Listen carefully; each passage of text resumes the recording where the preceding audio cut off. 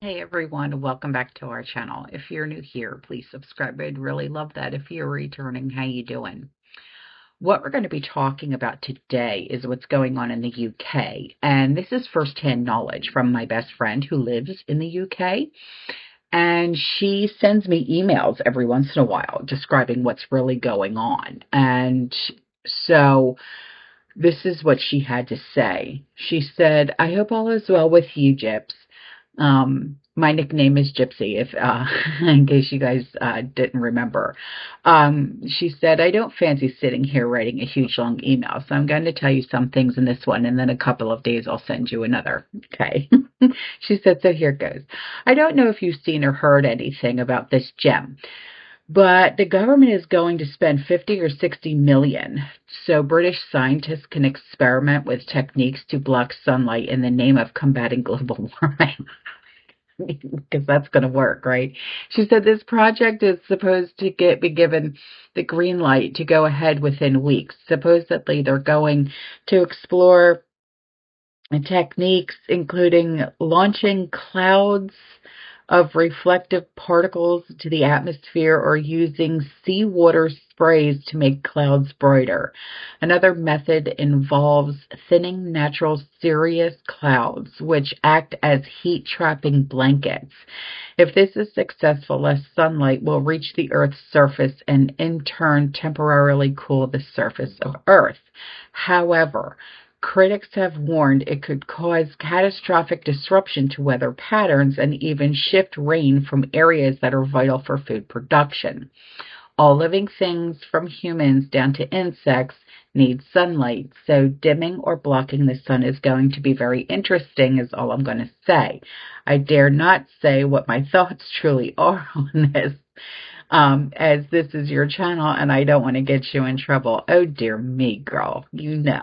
She said, you know, we've been having lots of various store closures, and the same as the U.S., and this is still ongoing. Yeah, it is what it is. It's like, there's Walmarts that are closing down in specific areas, and then one of my favorite stores of all time is Big Lots. That's like gone. Yeah. And she said, so now Morrison's, a supermarket chain, they're closing some of their in-store cafes along with fresh fish and butcher counters, supposedly due to a rise in cost. Morrison's announced last month that it will shut 52 cafes, 17 Morrison's daily stores, added that 18 market kitchens, 13 floors, 35 meat counters, 35 fish counters, and 4 pharmacies will shut.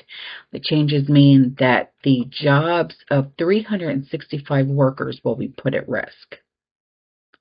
Good Lord. And she said, and staying with the supermarkets, some of them have been experiencing cyber attacks.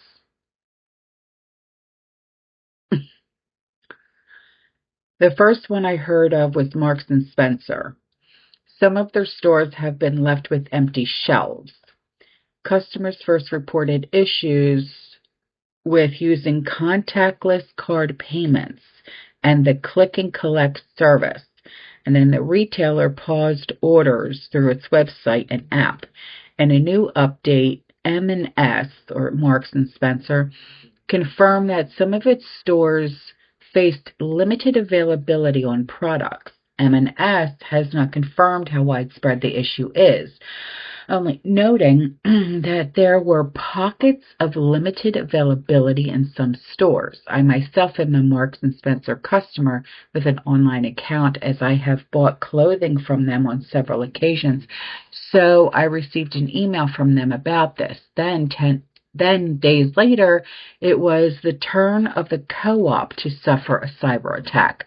A letter to staff said the company had taken steps to keep systems safe, so had preemptively withdrawn access to some systems for the moment.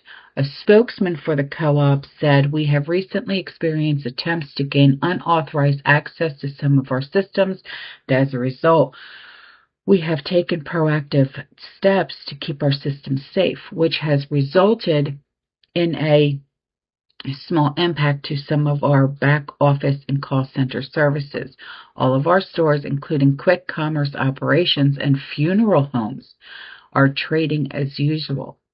Funeral homes? Whoa. A source said that the attack had led to virtual desktops being closed across the business, affecting operations, including updates on stock. Then another news article was published concerning the following information, saying that the co-op cyber attack leaves millions of members at risk of scams and identity fraud for years. A leading cybersecurity expert has warned. The article goes on to explain that your data could be sold on the dark web to scammers and fraudsters. The co-op admitted on Friday that cyber criminals had stolen data on a significant number of its members, having previously claimed that the attack only had a small impact on its operations. Well, then they lied. She said, I myself am a co-op member. So the co-op, is that like where you can buy in bulk? Like how we have Sam's Club, BJ's, and Costco's? She said, as I have one of their store cards which entitles you to buy groceries at so-called members' prices. Yesterday afternoon, I went down to the local co-op for a couple of things and saw that the fresh fruit, the veg, and the salad fridges were all practically empty, along with the fridges containing fresh meat, fish, and chicken. This is not unusual to see if you go down there around 8 p.m. and after in the evening, but not in the morning and afternoon. Stuck to one of the fridge doors was a notice about their systems affecting product availability. So no doubt that was the result of the recent cyber attack. Then Harrods, with Harrods, also suffered a cyber attack. Harrods is a luxury department store in London, so it goes without saying it's extremely expensive and for the rich and famous. And probably like what we have here, like Publix, where literally you have to be rich in order to frickin', yeah. The department stores, oh, they're a department store, not a grocery store. Okay, so Harrods there is probably like Saks Fifth Avenue here. Yeah. So, or Neiman Marcus or something, I would think. Definitely not Macy's. Macy's used to be like for like rich people, but not anymore. But when they clearance, they clearance. Girl, let me tell you what. So the department store said that it had restricted internet access across its sites on Thursday as a precautionary measure following an attempt to gain unauthorized access to its systems. Harrods is the third major retailer in recent days to be targeted, following a serious ransomware attack on Marks & Spencer that has forced the company to suspend online orders and halt all recruitment.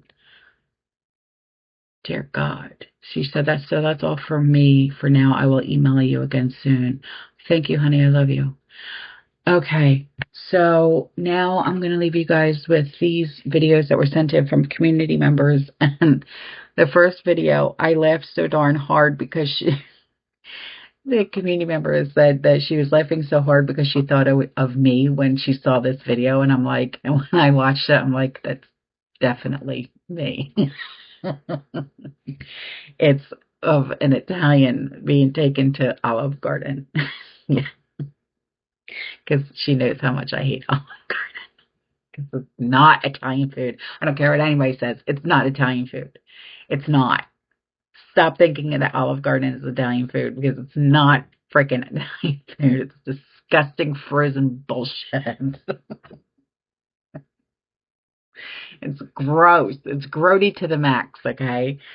So here are some videos, all right? I love you. Bye.